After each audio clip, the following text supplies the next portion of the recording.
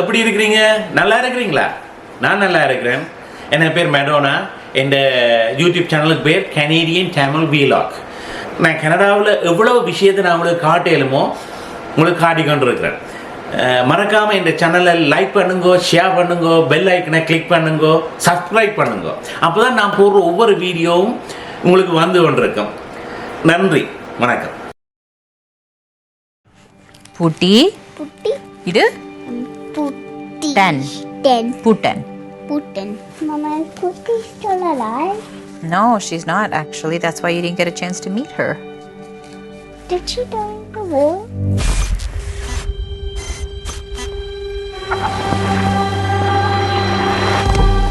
When I was in Sri Lanka, I don't remember my father being around. The 77 riots and the 83 pogroms Was obviously the ground being pulled out from underneath everybody's lives. And so that's when my dad left to find us a better place to live. Somewhere safe for us. When I graduated and started working, and people ask me, where you from? And I'm saying Sri Lankan Tamil. And then right away they go, are you Sri Lankan tiger? Or you guys are terrorists? My father was a police inspector. One of the most important event that he has written down was the night before the 1983 riots.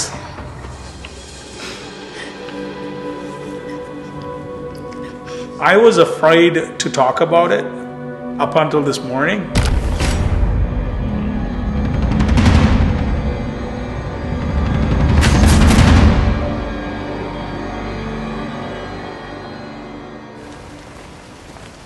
The Sixth Amendment to the Constitution of Sri Lanka denies the very basic freedom of expression of the Tamils to advocate for their self-determination. I want to go see the effects of the war with my own eyes. He just wanted to make sure that I had something with me when I traveled on this trip, because everybody in my family is a little nervous, but including my nephew. So, yeah, here goes. உள்ள பிள்ளைகளை என்றாலும் எங்களுடைய அரசாங்கம் வெளியில விடுவாங்க, வெளிச்சத்தை கொண்டு வருவாங்கதான் எங்களோட ஆசை. ஒன்னு நான் சொல்ல நினைப்பேன், உதிர சுட்டு போட குழந்தைங்களை போட்டோ சாப்பிட்டு நான் ஆசைக்கு இதில் வட்டுவா செய்து மட்டும் விட்டுருப்பேன் நான்.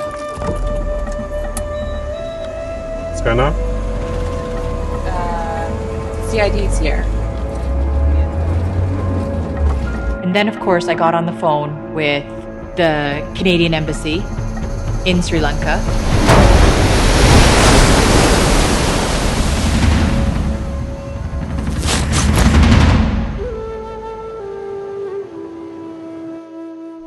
I would say that I'm Tamil and if I'm Tamil, and that's not anything else but what it is. Hello, வணக்கம் நேயர்களே.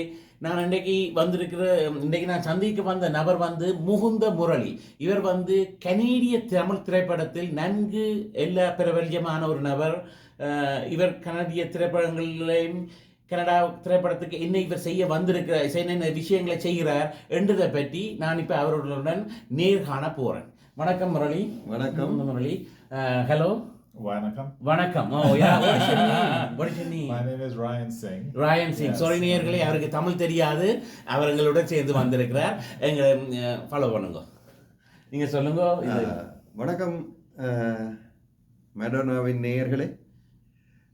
மெடோனா இந்த திரைத்துறையிலே ஒரு நடிகராக, ஒரு பன்முக கலைஞனாக என்னால் ரசிக்கப்பட்ட ஒருவர். இன்று நேற்றல்ல 15 வருட காலங்களாக எங்களுடைய கலை பயணத்திலே இருக்கின்ற நம்பிக்கைக்குரிய, மதிப்புக்குரிய ஒரு கலைஞர். இன்று ஒரு ஊடகம், அதாவது சமூக ஊடகத்தின் ஊடாக, ஒரு ஊடகத்தினூடாக எங்களை ஒரு சந்திப்பை நிகழ்த்தி எங்களுடனிருந்து சில தகவல்களை பெற்றுக்கொள்ள விரும்புவதாக கூறியதன் அடிப்படையில் இங்கு தனியாக வராமல் என்னுடைய நண்பர் ஒருவருடனும் வந்திருக்கின்றேன். இவர்கிட்ட 2வது கேள்வி கேட்கின்றேன். கனடிய தமிழ் திரைப்பட மேம்பாட்டு அமையத்தின் 7 நிர்வாக சபை உறுப்பினர்கள், பின்பு 5 மாறினோம். அந்த 5 இன்றும் எங்களுடைய சினிமா துறையின் மேம்பாட்டை நோக்கி நாங்கள் நகர வேண்டும் என்பதில் திடமான கொள்கைகளுடன் நகர்ந்து கொண்டிருக்கின்றோம். அந்த வகையிலே கனடிய தமிழ் திரைப்பட மேம்பாட்டு அமையம் செயல் இன்றி இருப்பது போல் பட்டாலும் தமிழ் திரையுலகின் மேம்பாட்டுக்கான முயற்சிகளில் இலைமறைகாயாக நாங்கள் பணிபுரிந்து கொண்டிருக்கின்றோம். இரண்டாவது, கனடிய தேசிய நீரோட்டத்திலும் ஈழத்தமிழ் தேசிய நீரோட்டத்திலும் கலைஞர்களாக எங்கள் பங்களிப்புகள் இருக்கின்றன. அந்த வகையினிலே கனடிய தமிழ் அமைப்புகளின் நீதிக்கான கூட்டமைப்பின் ஒரு ஒருங்கிணைப்பாளராக தமிழ்த்தாய் மன்றத்தினூடாக உதித்த இந்த சிந்தனை முழக்கம் பத்திரிகையின் ஆசிரியர் திருமுருகவேந்தன் மற்றும் ஞானம் ஆண்டனி, திருநந்தி, துஷி ஆகியோருடன் இணைந்து ஏனைய அமைப்பு உறுப்பினர்களையும் இணைத்து நாங்கள் ஒரு குடை அமைப்பாக, ஒரு நீதிக்கான, ஒரு பொறுப்பு கூறலுக்கான அமைப்பாக நாங்கள் உதயமானோம். அரசியல் பேச மாட்டோம்.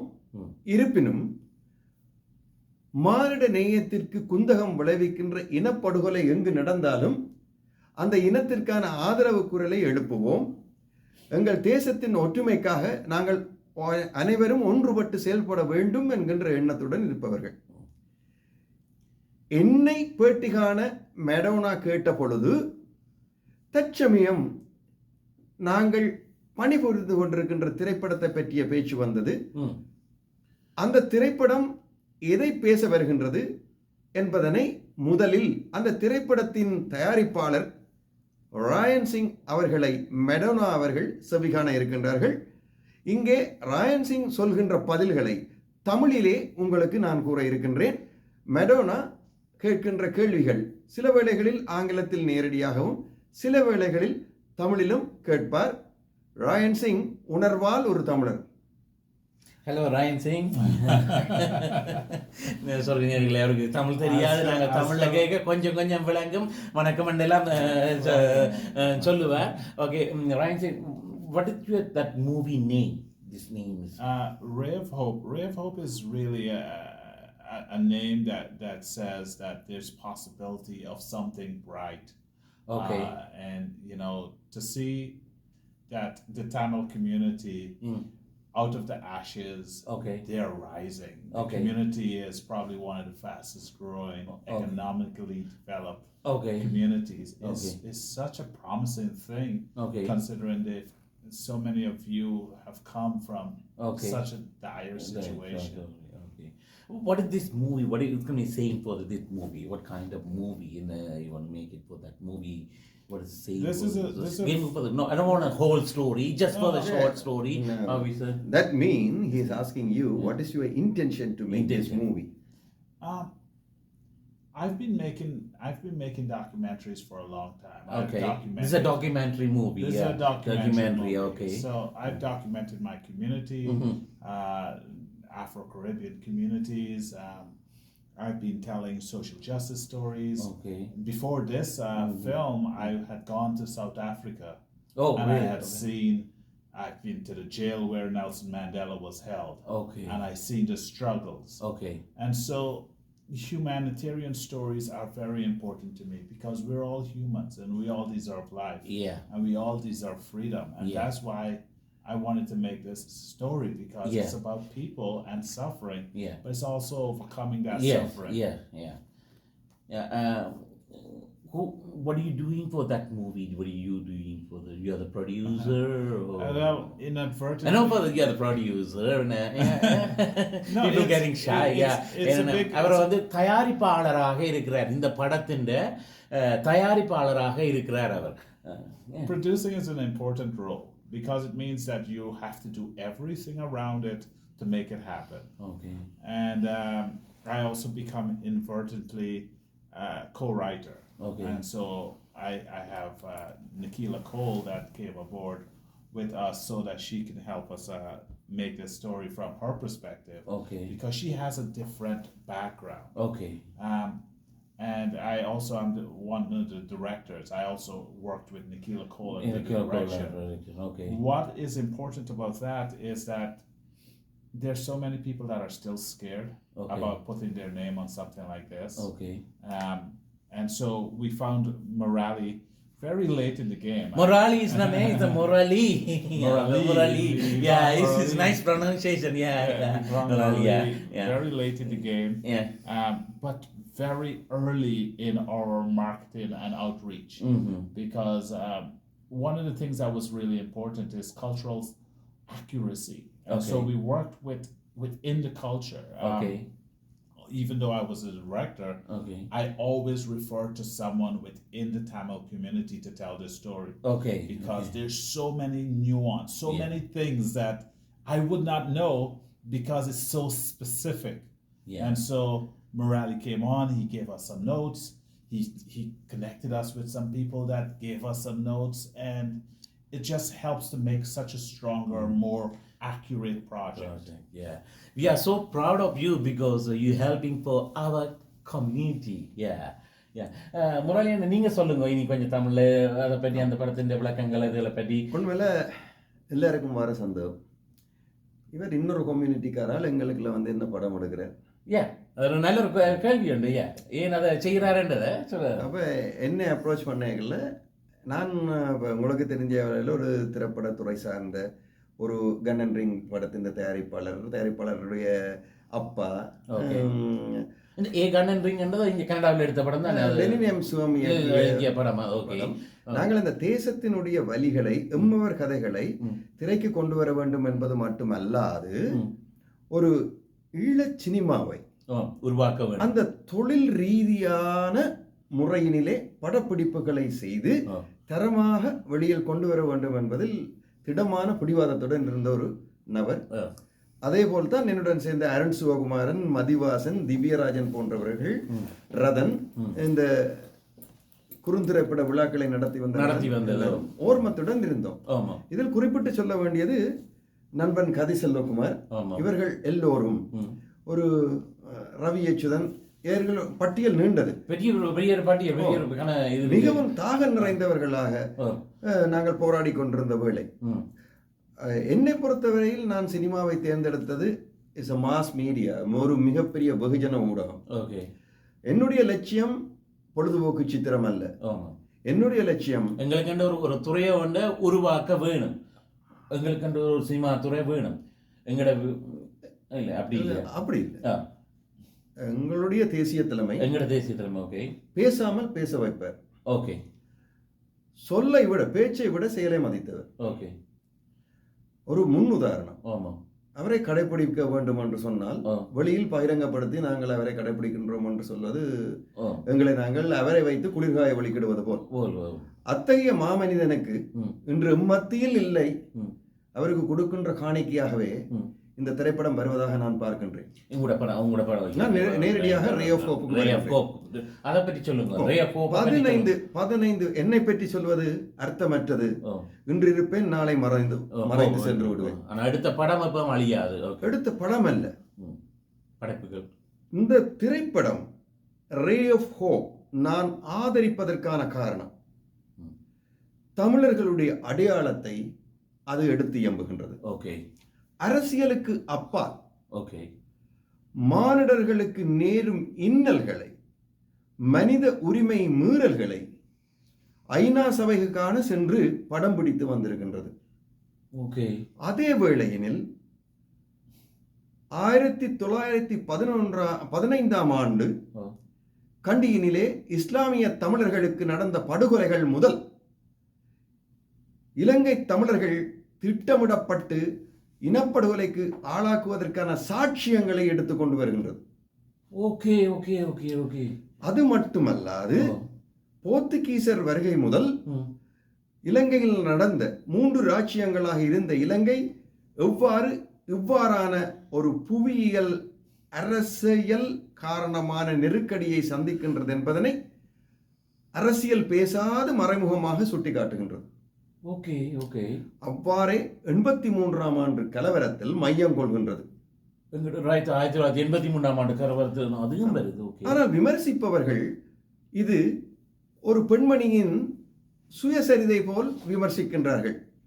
ஆனால் அந்த பெண்மணி ஒரு இரும்பு பெண், ஆரம்பத்திலே 5 வயதினிலே அகதியாக வந்த ஒரு குழந்தை லட்சியத்துடன் கனடிய பாராளுமன்றத்திற்கு முதல் பெண்மணியாக நுழைகின்றார்.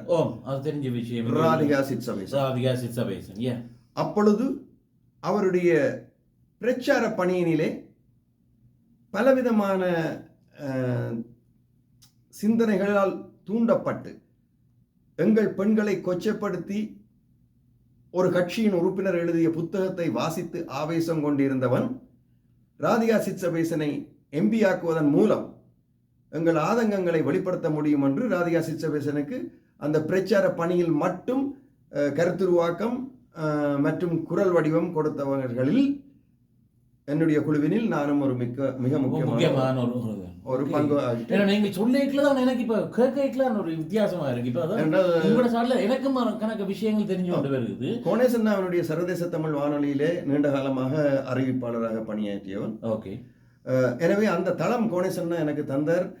பேட்டிகள் எடுக்கவோ அல்லது வெட்டவோ ஒட்டவோ ஒரு வானொலி அறிவிப்பாளராக அறிமுகமாகின்றேன்.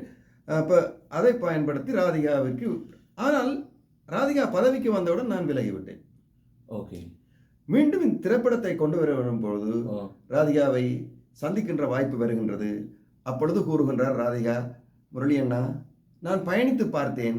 இந்த பயணங்களினால் பலன் எதுவும் இல்லை என்று தீர்மானித்த பொழுது ராயன் சிங் மிகச் சரியான லட்சியத்துடன் என்னை நெருங்கி வந்தார். எனவே அவருடைய சொல்லுக்கு நான் செவிமடுத்து இந்த திரைப்படத்தை தற்சமயம் 2 வருடங்களாக நாங்கள் அப்பொழுது எடுத்த காட்சிகளுடன் இன்னும் 10 சாட்சியங்களை சேர்த்து ஒரு முழு படைப்பாக நிக்கில் கோல் என்கின்ற இயக்குனர், அவர் ஒரு ஹாலிவுட் பின்னணி, யூத பெண்மணி, நன்கு பரதநாட்டியம் அறிந்தவர். இந்த வலுவான காயங்கள் வரக்கூடிய இடங்களிலே பரதநாட்டியத்தை புகுத்தி அந்த காயங்களை ஆற்றிய வண்ணம் ஒரு அழகியல் படைப்பாக ஒரு ஆவண திரைப்படம். தமிழர்களின் கலாச்சாரத்தின் ஊடாக தமிழர்களுக்கு நடக்கின்ற கலாச்சார படுகொலைகளையும் தமிழர்களுக்கு நடக்கின்ற ஆக்கிரமிப்புகளையும் தமிழர்கள் இனப்படுகொலை செய்தார்கள் என்பதனையும் பேசாமல் பேசுகின்றார்கள், சொல்லாமல் சொல்லுகின்றார்கள், அரசியலுக்கு அப்பாற்பட்டு. இந்த குழுவினை நான் சந்தித்த பொழுது இவர்கள் நமக்கு தந்த வார்த்தைகள் மிகப்பெரியவை. அது மானுட உலகத்தில் எங்கு இனப்படுகொலை நடந்தாலும் நாங்கள் அவர்களுக்காக குரல் கொடுப்போம் என்று ஒன்றிணைந்திருக்கின்ற பல் தேசிய கலைஞர்களை நான் சந்திக்கின்றேன். இப்போ இந்த படத்தின் அந்த நிக்கல் ஹோல் இதுன்னு சொன்னீங்க. இப்போ அவ தான் டைரக்ட் பண்றாவோ, அதுகளை பற்றி ஒரு விவரங்களை கொஞ்சம் சொன்னீங்களா? தெளிவான the question is turning. யூத பெண்மணி என்னெல்லாம் சொன்னீங்க. Now the question is turning. Who is Nikhil Kaul and what is your part as a director or screenplay or whatever? He is asking those information. Well, Nikhil Kaul has worked on many television shows. The great Canadian Bake Off show, dance shows. That's on major television channels. She's a Jewish girl. She's here in Canada. She's also in LA. And she travels the world. Telling stories. So she has a huge background in storytelling from this kind of social content. You know, her own Jewish background. Jewish background. You know, she went around the world searching for her own roots. And in a way, this story is all about identity. And it sort of found its own way because you know, people have been separated from their land. They don't have a place they call, you know, their own nation or whatever you call it. It's it's where do I call home? Home. You know, it's about family. Where are my family? You know, and so when we come in, one of the things that I wanted to surround ourselves with is every person has to have some connection to the immigration process or to family or to discrimination because those things help us to make a more universal story. நீங்க வேற என்ன இது படத்தை பற்றி சொல்லி முயற்சிகளுக்கு குறிப்பான மெயினானதுகளுக்கு இந்த விஷயத்திலே படத்தை பற்றி முழுமையாக சொன்னால் நிச்சயமாக நீங்கள் இந்த திரைப்படத்தை பார்க்கும் பொழுது இந்த அவல காட்சிகளை நீங்கள் பார்க்க மாட்டீர்கள். ஓகே. உங்கள் வலிகளை கிண்டுவதற்காக இந்த படம் வரவில்லை. ஓகே. இந்த படம் தமிழிலும் வரவில்லை. ஓகே. இந்த படம் தமிழ்ல வரவில்லை. ஓகே. இந்த படம் சர்வதேச சமூகத்திற்கு ஓகே ஒரு 5 வயது குழந்தையின் பயணத்தை மையமாக வைத்து ஆரம்பித்தாலும் மிக நிதானமாக பாதிக்கப்பட்ட சாட்சியங்களை வைத்து இலங்கையில் நடந்து கொண்டிருப்பது என்ன என்பதனை திட்ட தெளிவாக சொல்லுகிறார். இந்த திரைப்படம் உலகத்தினிலே இனப்படுகொலைகளால் கொல்லப்பட்ட அனைத்து மக்களுக்கும் சமர்ப்பணமாக வருகின்றது. அந்த வகையினிலே இந்த திரைப்படம் சால பொருத்தமான தினமாக இந்த தயாரிப்பாளரால் தீர்மானிக்கப்படுகின்றது. மே 12 முதல் மே 18 வரை இந்த பில் 104க்கு எஜுகேஷனல் வீக்குக்காக ஒரு டாக்குமெண்டரியாக பாடசாலைகளிலே, இங்கு பணத்தை பிரதானமாக இவர்கள் கருதவில்லை. இந்த பாடசாலை மாணவர்கள் எல்லோரும் இங்கே இருக்கின்ற தமிழ் கம்யூனிட்டி பட்ட அவலத்தை தெரிந்து கொள்ள வேண்டும் என்பதற்காக அந்த திட்டம் ஒன்றுடன் வருகின்றது. அதே வேளையிலே இந்த பொருளாதார ரீதியான விமோசனம் ஒன்று இவர்களுக்கு வர வேண்டும் என்கின்ற அடிப்படையினிலே நாங்கள் இந்த படங்களை முதன்மை காட்சிகளாக திரையிடவும் இருக்கிறோம். அதே வேளையிலே இந்த திரைப்படம் சரியான அங்கீகாரம் பெற்றிருக்கின்றது.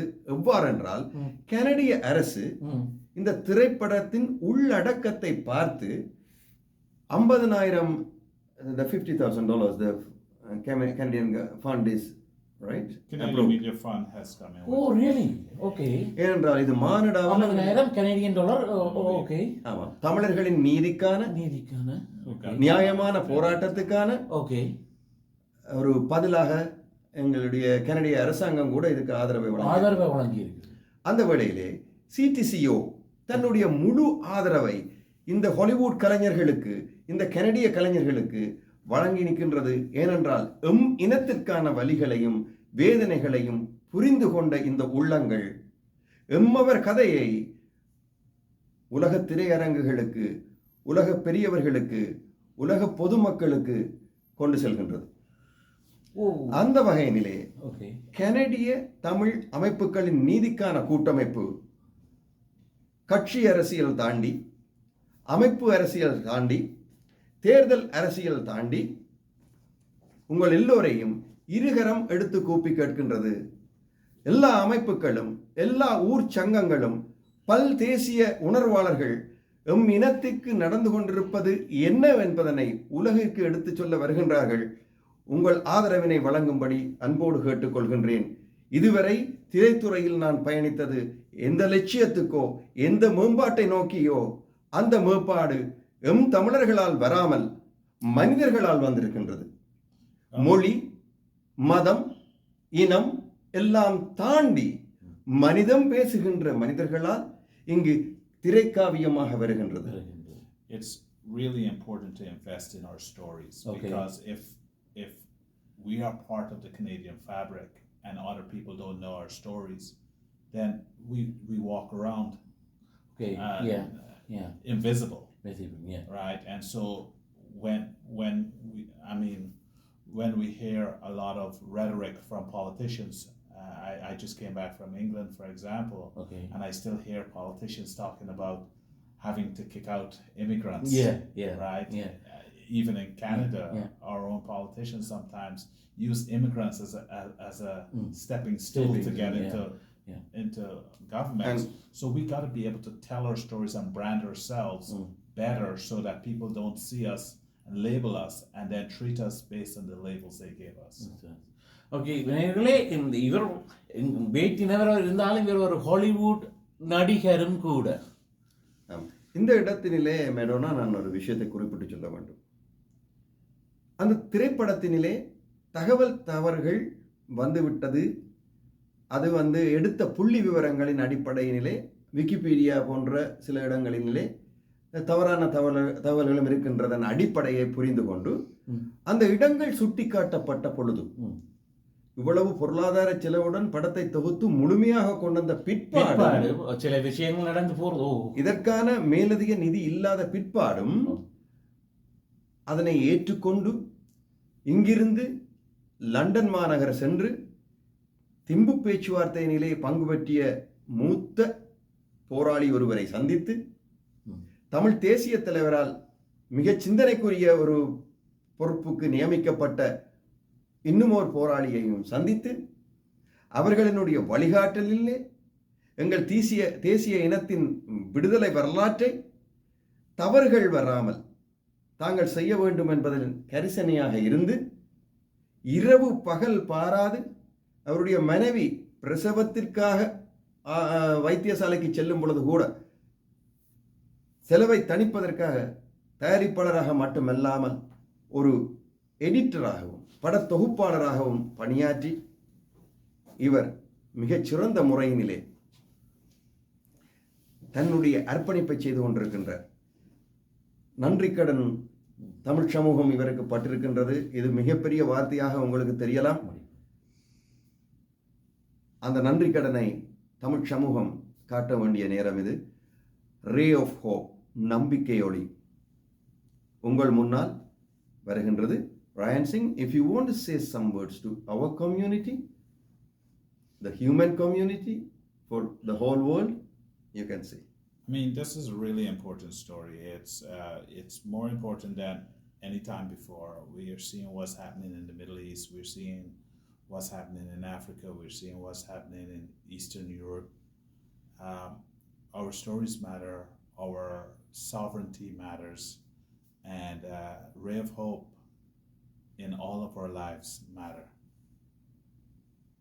ஓகே நேயர்களே, இவ்வளவு நேரம் எங்களுக்கு நிகழ்ச்சியை நீங்கள் பார்த்து கொண்டதுக்கு நன்றி செலுத்துகிறேன். இந்த ரே ஆஃப் ஹோப் திரைப்படம் ஒரு அரச அங்கீகாரம் பெற்ற திரைப்படம் என்பதோடு இந்த நிகழ்ச்சிகளை முடித்துக் கொள்கிறேன். இன்னும் ஒரு காணொளியில் நாங்கள் சந்திப்போம். நன்றி, வணக்கம்.